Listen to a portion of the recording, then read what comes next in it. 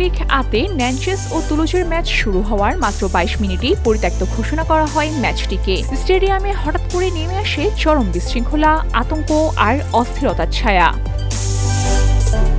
ঘরের মাঠেই এফসি ন্যানচেস সমর্থকদের একাংশ, বিশেষ করে আল্ট্রাসরা গ্যালারি থেকে মাঠে ঢুকে পড়ে এবং একের পর এক ফ্লেয়ার ছুড়ে পুরো পরিবেশটাকে ধোঁয়াটে করে তোলে। মুহূর্তের মধ্যেই ম্যাচ রূপ নেয় চরম বিশৃঙ্খলায়।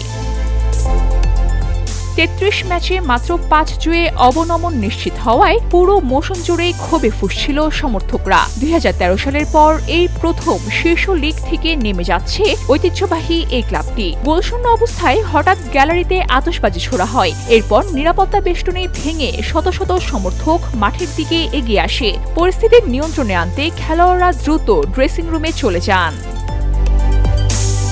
ক্লাবের কোচ ওয়াহিদ হালিল হদজিত সমর্থকদের দিকে যেতে চাইলে নিরাপত্তা কর্মীরা তাকে থামিয়ে দেন আর তিনি আবেগে ভেঙে পড়েন। পরিস্থিতি নিয়ন্ত্রণের বাইরে চলে গেলে রেফারি স্টেফানি ফ্রেপার্ট ম্যাচটিকে স্থায়ীভাবে পরিত্যক্ত ঘোষণা করেন। তার ভাষায়, নিরাপত্তার কারণেই এই সিদ্ধান্ত নেওয়া হয়েছে।